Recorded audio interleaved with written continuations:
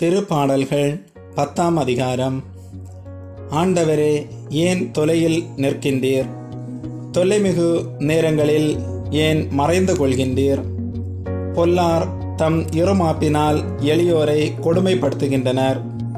அவர்கள் வகுத்த சதித்திட்டங்களில் அவர்களே அகப்பட்டு கொள்வார்களாக.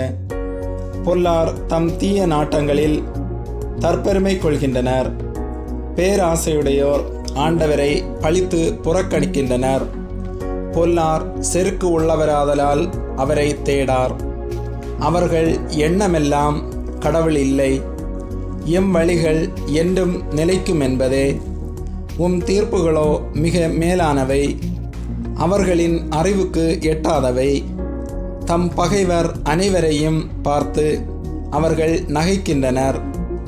எவராலும் என்னை அசைக்க முடியாது, எந்த தலைமுறையிலும் எனக்கு கேடு வராது என்று அவர்கள் தமக்குள் சொல்லிக் கொள்வர். அவர்களது வாய் சாபமும் கபடும் கொடுமையும் நிறைந்தது. அவர்களது நாவினடியில் கேடும் தீங்கும் இருக்கின்றன. ஊர்களில் அவர்கள் ஒளிந்து காத்திருக்கின்றனர். சூதறியாதவர்களை மறைவான இடங்களில் கொலை செய்கின்றனர். திக்கற்றவர்களை பிடிப்பதிலேயே அவர்கள் கண்ணாயிருக்கின்றனர். குகையில் இருக்கும் சிங்கம் போல் அவர்கள் மறைவில் பதுங்கியிருக்கின்றனர். எளியோரை பிடிப்பதற்காகவே அவர்கள் பதுங்கியிருக்கின்றனர். தம் வலையில் சிக்க வைத்து இழுத்து செல்கின்றனர். அவர்கள் எளியோரை நலிவுற செய்து நசுக்குகின்றனர். அவர்களது கொடிய வலிமையால் ஏழைகள் வீழ்த்தப்படுகின்றனர். இறைவன் மறந்துவிட்டார், தம் முகத்தை மூடிக்கொண்டார், என்றுமே எம்மை பார்க்க மாட்டார் என்று பொல்லார் தமக்குள் சொல்லிக் கொள்கின்றனர். ஆண்டவரே, எழுந்தருளும். இறைவா, உமது ஆற்றலை வெளிப்படுத்தும். எளியோரை மறந்துவிடாதேயும். பொல்லார் கடவுளை புறக்கணிப்பது ஏன்? அவர் தம்மை விசாரணை செய்ய மாட்டார் என்று அவர்கள் தமக்குள் சொல்லிக் கொள்வது ஏன்?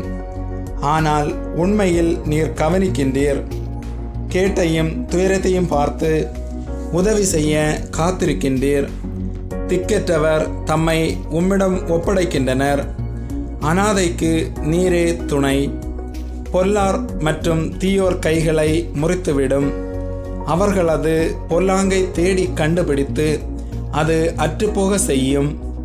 ஆண்டவர் என்றுமுள்ள அரசர். அவரது நிலத்தினின்று வேற்றினத்தார் அகன்று விடுவர். ஆண்டவரே, எளியோரின் விருப்பத்தை நீர் நிறைவேற்றுகின்றீர். அவர்கள் உள்ளத்திற்கு ஊக்கமளித்து அவர்களுக்கு செவிசாய்க்கின்றீர். நீர் அனாதைகளுக்கும் ஒடுக்கப்படுகிறவர்களுக்கும் நீதி வழங்குகின்றீர். மண்ணினின்று தோன்றிய மனிதர் இனியும் அவர்களை துன்புறுத்த மாட்டார். ஆமேன்.